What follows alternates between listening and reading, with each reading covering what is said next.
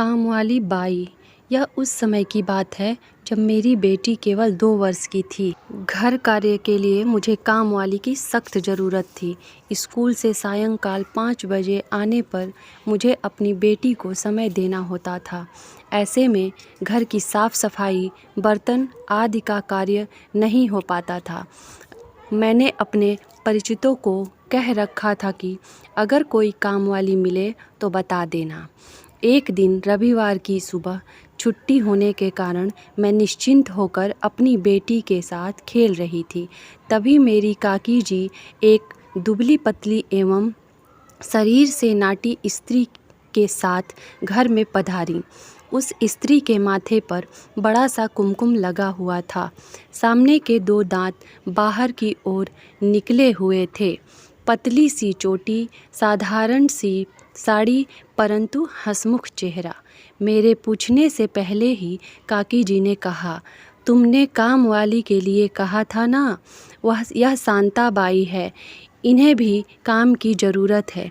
मैंने शांताबाई और काकी जी को बैठाया, पानी दिया, फिर पूछा, क्या तुमने इससे पहले भी कहीं काम किया है?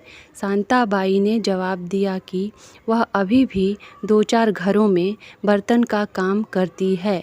मैंने पूछा, पति क्या करते हैं? उसने पलकें झुकाते हुए उत्तर दिया, मैं उन्हें छोड़ आई हूँ। मैंने पूछा, ऐसा क्यों किया?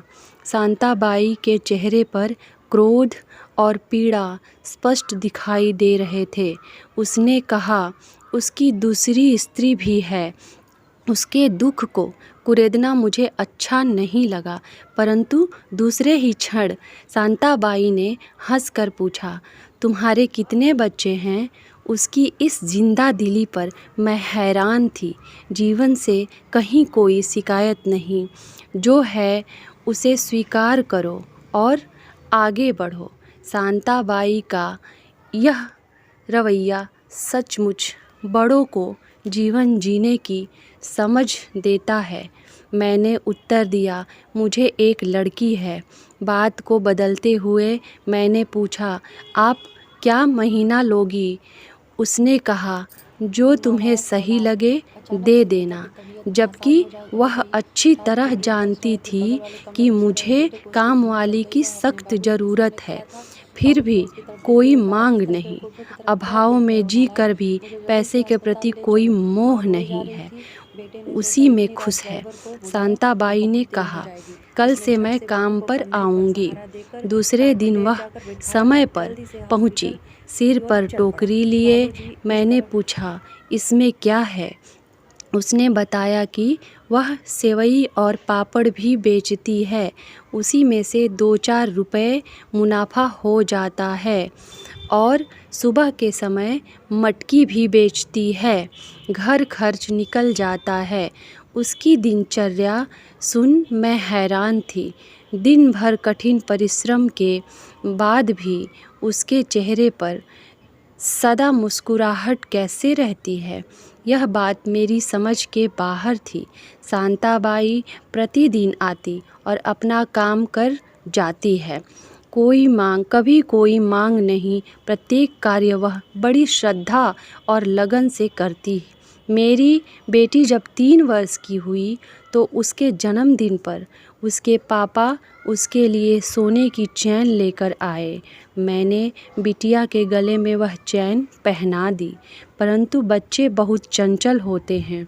खेलते खेलते बेटी ने वह चैन नीचे गिरा दी। संध्या समय जब शांताबाई झाड़ू लगाने लगी, तब उसे वह चैन दिखाई दिया। हम में से किसी को भी हाल में मौजूद नहीं था। शांताबाई चाहती तो वह चैन चुपचाप रख लेती, परंतु उसने उठाकर चैन लाकर दी और कहा, कैसे हो आप? इतनी कीमती चीज़ कहीं कोई ऐसे रख देता है क्या? उसकी ईमानदारी देखकर हम सभी आश्चर्यचकित थे। आज शांताबाई मेरे साथ तो नहीं है, परंतु जीवन की कई बातें वह मुझे सिखा गई है। अभाव में भी कैसे खुश रहा जाता है, यह कोई शांताबाई से सीख। सच ही कहा है, हमें अपनों ने लूटा, गैरों में कहाँ दम था। जहाँ किश्ती मेरी डूबी, शायद वहाँ पानी ही कम था। Thank you.